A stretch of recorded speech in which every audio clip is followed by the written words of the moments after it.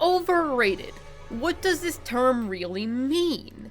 Genshin has a cast of over 60 plus characters, and some of them are bound to enter the spotlight based on their sheer strength compared to the rest of the cast. But at what point does all that attention become too much attention? When do you get to the point of saying a character is way better than they actually are? At what point do you overrate a character? This is a pressing question which I aim to dissect in today's video. Without further ado, my name is Juice, and let's get into it. We need to define what overrated is first. Here, when I was a young orange, I used to think Pikachu was overrated. Since every time I asked someone, what's your favorite Pokemon? Pikachu was the immediate answer. So despite me being a fan of the Mon myself, I called Pikachu overrated. And that was a stupid line of thinking. Just because something appears a lot does not make it overrated. A character like Noivellette is not overrated simply because a lot of people use him. In fact, if a powerful unit is super strong and highly used, they are fairly rated. May make for a stale meta, sure, but not overrated. The issue of defining this term within Genshin is that everybody values different things. For instance, all my regulars know how much I dislike Ayato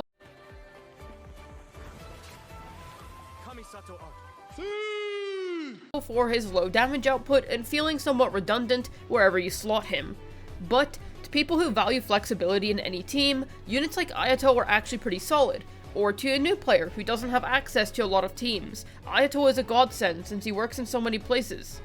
Similar can be said for Raiden. For new players, she's a great pickup because of how many places you can use her, but for older players with lots of characters, you lose the need for her flexibility since she loses out to most modern Fontanian DPSs nowadays. Not a reason to get her after a certain point, unless you're that one guy who pulled Raiden just for Hyper Bloom. Crazy, man. Plus, there's a different kind of overrated between free-to-plays, low spenders, and whales. What is overrated for someone with a bunch of well-invested units might not be for someone really struggling with making two functioning teams. I have a C6 R1 for Rina and a solid Yolan build, so I almost never use my Xingqiu anymore. But I'm playing an entirely different game from someone who can't get every character and only has Xingqiu as their sole Hydro option. Not everyone has the luxury of choice and years of account experience behind their back. Plus, speedrunners versus people who want to clear comfortably. There is a difference between sacrificing all means of survivability to aim for the swiftest clear, and going for the teams which are powerful, albeit easy to pilot. Plus, strategies change in speedrunning. I would never recommend playing Farina with Arlecchino, for instance, but a speedrunner with a constellated Farina can blitz through the abyss fast enough without having HP issues. Plus, Vape itself is an Arla rotation built more for short-term damage. Great for speedruns. I also asked some friends what their opinion is on what makes a character overrated. Here's what my good buddies had to say.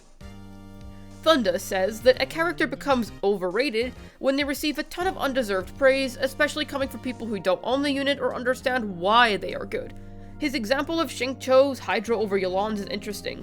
For example, people used to say you needed to play double Hydro to vape with Yolan on Hu Tao, when in reality Yolan can vape consistently with Tao when implying N2C combos. And then, the take that a friend of mine has, that a character is overrated when people start to spread misinfo to boost the public perception of how good they actually are. Like people saying Sucrose has Kazuya tier gripping, or how Xingqiu's damage contribution can reach Yolan's. While Albedo's mention is outdated, yes, it's also an interesting thing to note as it shows how being overrated has changed over time. Then Flip claims that in order for a character to be overrated, it depends on your own perception of the unit as well. If everyone you talk to seems to exaggerate the strength or qualities of the unit at hand compared to how you feel about them, that is enough of a consensus for them to be overrated. Ralphigas finds that at first glance, it's hard to know what an overrated unit really is, but most of the time it derives from old agendas surrounding the character. For example, Xingqiu is a great 4-star, but his Hydro application that people praise so much isn't a necessity for most units anymore, and that, for some other units, such as Sucrose versus Kazuha, people tend to overrate based on spreadsheets and forget that two units can have entirely different playstyles, and tend to overrate based on performance factor alone without considering practicality or different situations. All this to summarize that defining overrated is very hard due to how many different factors play into it, so from here, how do we proceed? First, we need to define our own version of overrated. then try and apply that to units who may be deemed as overrated. There's one common thread that links overratedness between all the opinions we've heard, an opinion of a character being too high. How do we know when that line is being crossed? Absurd claims are the easiest target. Time to get into feistier territory where we tackle a few of those. I will ask here, clearly, when you discuss this video in the comments, be respectful. These form the basis of what makes a unit overrated. Taking certain aspects of them and preaching those qualities to the max, no matter how irrelevant they may be to actual gameplay, or considering how practical it actually is to pull off these techniques. Xingqiu is a prime example. He's immediately what came to most of my friends' minds when it came to talking about what makes a unit overrated. To start, let me quickly establish something. I think Xingqiu is very good. Super solid, actually. This is not me calling him, or any other unit I talk about in this video, bad. He's literally one of the best 4 stars available right now, and has been ever since his release. This is me talking about units who have had their positive aspects totally exaggerated by the majority of the community. Let's dissect the common points of praise delivered towards Xingqiu. High Hydra application, defensive utility with damage reduction, and mild healing. Can't fit into many teams. And hold on. Does as much, if not more, damage than Yelan or Farina. Whew, okay. Let's take these one at a time. The Hydra app is good, true, but there's not that many units anymore that need that much Hydra application. Yelan's is usually more than sufficient enough for vaping. Defensive utility does have its place in some teams, like comps without a dedicated healer or shielder, but these are few and far in between nowadays, and I feel like people overvalue his defensive utility quite a bit. It should be treated more like a nice bonus within his kit as opposed to a main selling point. It's true that he fits into many teams, that's pretty good for new players too. I won't fault that. But the Yelan and Farina take is pretty wild. I also feel like people place these older 4 stars on such a high pedestal, assuming everyone has C6. This is fine for older players, but a big praise point for Xingqiu is how free-to-play friendly he is. Let's not ignore those pre-C6 energy requirements, man. Back in the 1.0 and even 2.0 era, sure, the 4-star pool wasn't as large, but now I wouldn't say getting a C6 4-star is easy anymore. My personal Farazan incident still sends chills up my spine. I'll just say I got 3 copies of Shanyan and 2 copies of Nahida before I got my C6 Farazan up from C0. Nuts. Some people take this incredibly far and even try to compare C6 Xingqiu to C6 Yelan. I'm sure most of you are aware it's absurd to compare their performance, but the fact we've gotten to a stage where it's even comprehensible to suggest that a good 4-star has similar power levels to a C6 5-star, a good one at that, is proof of an overrated unit. So it appears that measuring how absurd the takes are surrounding a certain unit is a good way to evaluate how overrated a unit is. Granted, it's a minority who feel this way, but I have debated with people before as to who the better unit is, C6 Xingqiu or Yelan, or even worse, C6 Yelan. Why are we even having this discussion in the first place? It's like asking, what is more powerful, a Swiss army knife or a royal blade wielded by a guard during an attack on the castle? One has more utility, the other has raw, unfiltered power. It's a stupid comparison to make in the first place and just isn't fair to either of them. Farina also has a different role as opposed to Xingqiu. You play Farina for her buffing primarily, not just her Hydra application, but the sub DPS that she does is stronger than Xingqiu's contributions.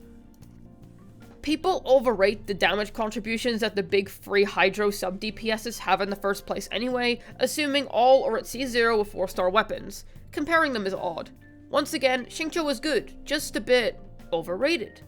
There is also simply acting like a character is more important or amazing than they actually are. This is a personal take of mine.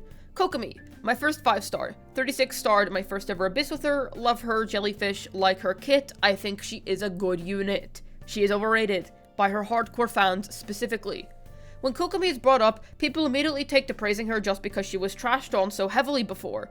But units come into the meta over time. It's not like she was overlooked on release because she actually had a super good kit back then. No, I feel she was just released ahead of her time. I actually joined the game back when Kokomi literally just started running, and I remember all the videos clowning on her kit and being disappointed with her. Back then, healing was not so important, and if you had a Zhongli and Bennett, then you had everything you'd ever need. Yeah, 4.0 players, there was a time before Farina. Dark times. She truly makes this game better. I will say she was good in Ayaka Freeze before then, and I actually prefer her over Mona due to not needing any energy recharge for her source of large AoE Hydra application. Plus, she can hold Thrilling Tales of Dragon Slayers and Tenacity. Kokomi does have some really good qualities, I'm not trying to purely dog on her here. So then she came into the meta. Bloom became a thing. Listen man, Bloom is an extremely good AoE team, but that's it. Kokomi has one really good team. I would not consider Freeze a really good team as much as I love Cryo, because there are so many unfreezable enemies nowadays. There's already a Chamber which nerfs the team entirely. In this case, the previous Abyss was so Ayaka unfriendly. Both 12 threes. Melt Ganyu for the win though. Battle of Mid. And the team is so unreasonably expensive, I would not expect a single person to invest in it from the ground up as a new player nowadays. But Furina's existence did make Kokomi a lot more valuable by introducing one of my favorite Furina teams, Kokomi Furina Monohydro, or as I'd like to call it, the Aquarium. Very comfy team. Let's see how long it lasts. So Kokomi has two really good teams. She's good, yeah, but she did not save Genshin Impact. Relax, buddy. Honda Boy. It's way fun to drive, and I can fit my surfboard in there. So still has his fair share of fans. He's a decent DPS, but even after Shan Yun's release, people still value him more over Xiao, and I'm not sure why. While they are pretty equal at lower investments, I think people overrate Wanderer's performance just a teensy bit. At high investment, I think Xiao outperforms an expensive Honda Man build. But hey, one of them can speedrun with Venti, and the other one is screwing him, so both are cool in my books. Then there's Xiangling. I personally think she's one of the best 4 stars, assuming you have her at all constellations, perhaps beaten out by Bennett. I'm not calling her overrated because her kit is bad, I'm saying so because people don't really seem to understand why it is that she's a good unit. People praise her as an excellent DPS, and as if that is her main quality. Her damage is decent, but it's not damage alone that causes her to be good. It's rather the 5 stars she pairs with and how she can add AoE to so many more single target DPSs, or join flexible DPSs to form a double pyro core. For example, in Child International, people praise how much damage Xiangling does, but Child does 50% of the DPS in that team? Or let's look at more modern examples. Why is Xiangling good? Pairing with Linny brings Matched Bad's DPS up a whopping amount. Playing her over a defensive choice like Zhongli is a big DPS increase to Linny Monopyro. Plus, when added to Arlecchino teams over a Vaporized partner, you get one of Arlecchino's best AoE teams. You can also add her to Riesli teams, where she contributes quite a lot of a team's damage. Ryo himself does less than 50% of the comp's overall DPS. It's still shared, it's not that Xiangling is the damage majority, but her significance in producing melts is large, and her presence is appreciated. This ties back to an earlier idea that was presented. Overrating a character is you don't get what actually makes them good. You understand that the unit is very solid, but state reasons that don't track. Granted, within a game like Genshin, everything is up for debate. Like I said, everything is a game of values and what you personally value. But if we simply take the community perception of Xiangling, you can kinda see how a general consensus is formed around her which isn't 100% correct. Of course, many will think that's extremely nerd emoji. Who cares if a take isn't totally correct? It's a damn gacha game. Obviously, I'm not dying out here because people don't have their Genshin Impact theory 100% down. If you understand the unit is good and build them, hey, at least in practice you'll be fine. Game's not hard. But the correction of misinformation is important because at the end of the day, people will follow your advice if you recommend them something or push a certain ideal, such as skipping a character which was actually good for their account just because they already have XYZ.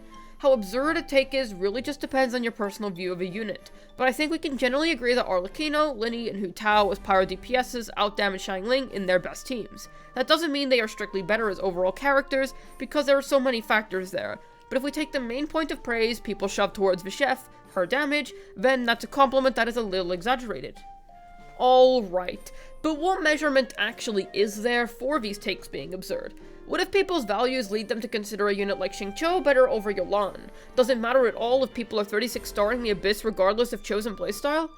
I would say that it kinda depends when you cross the line, varying degrees. There's a difference between a mildly spicy take, like saying Yolan is better than Furina, which you can at least argue, but there is no defense for comparing a C6 Xingqiu with a C6 Yolan. For instance, Fischl is pretty divisive. Some may value her as the absolute best 4-star right now due to her excellence in Aggravate and extreme flexibility with the ability to battery any team. And that's just the start of it, as Fischl mains will tell you much more about why she's so good in specific comps. Whereas others may find that to be a bad take, since her full value is only taken advantage of in Aggravate, which is only a decent team. Personally, I like Aggravate since it's a solid performing team without a Hydro character, but I digress. Plus, she may fit in many places, but where the heck outside of Aggravate is she actually best in slot? This is why I value Ayato's pull value so badly. He is not overrated in my opinion. Most people accept him as mid, just trying to make a point here. Sure, he works a lot everywhere, while doing negative numbers. His application of Hydro doesn't justify his existence to me. Neuvillette steals all of his team spots and does 10 times more DPS. He literally makes Ayato look like an enabler. And if it's Hydro application you need, Xingqiu is a cheaper and more competent option.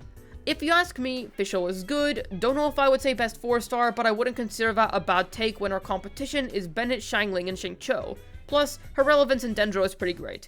Okay, I'll address the cat-eared elephant in the room. I've been evaluating a bunch of these older 4-stars throughout the video, since they've had over 3 years for people to gush about their kits and build reputation in the community. Sucrose is an interesting case. I think she's a good character and has good teams where EM buffing is a lot of value, but people overestimate her so much at times. People went from undervaluing Kazuha because of him being a 5-star Sucrose, to valuing Kazuha properly, to saying Kazuha is kind of overrated again. What? Everyone was so extremely hyped for Kazuha pre-2.8 that every livestream where Kazu wasn't rerun, you'd see a ton of people mad after every Genshin livestream. And after that craze died down, I'd say a Charizard effect took place. So many people think that Charizard is so cool, but it annoys some people how popular he is. Granted, yeah, Game Freak shoves the black lizard down our throats now. Did you know that shiny Charizard is orange? And it kind of felt that way in 2.8 as well with Kazuha, which led to people going, oh, hot take guys, Kazuha is overrated, Sucrose is a fine substitute. History truly repeats itself, eh? In my opinion, that take is as hot as ice cream because everyone was saying it. Kazuha is like at least a top 5 character right now, and back then he was arguably top 1, that isn't overrated, that's fairly rated. Plus, no matter how great Sucrose's buffing is on paper, it doesn't matter because Kazuha is so much easier to apply. You could give Sucrose Kazuha levels of damage bonus buffing on top of her EM share, and people would still find an excuse to use Kazu for comfort.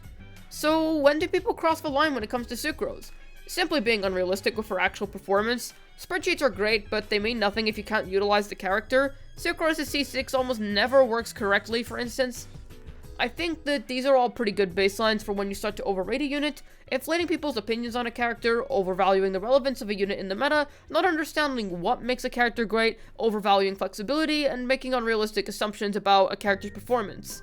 By the way, flexibility is a good thing. When I say overvaluing flexibility, I mean that it doesn't matter if Dia would have 10 teams if they are all bad, as opposed to Arlecchino having 3 really good, strong teams.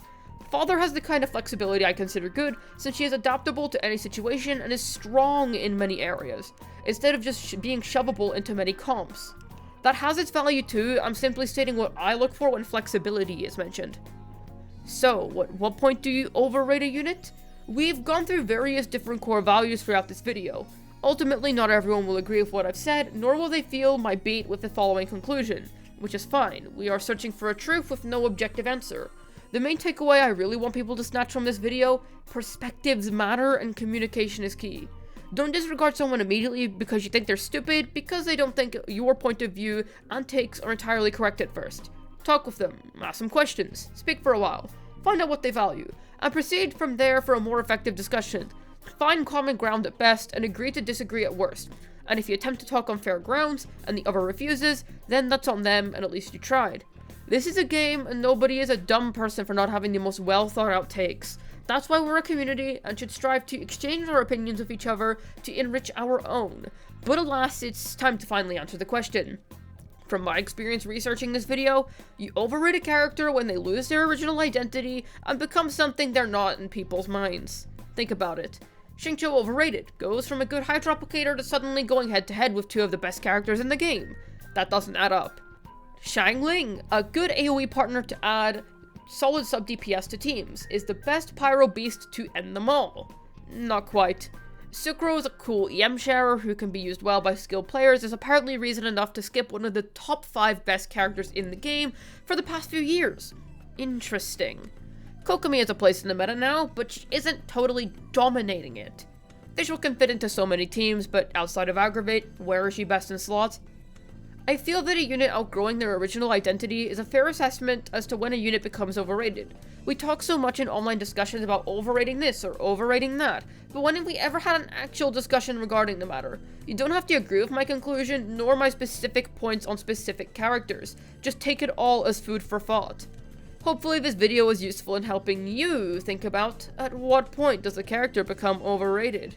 This has been Juice, signing out. Remember that both Kazuha and Sucrose are overrated because Venti is hotter than both of them.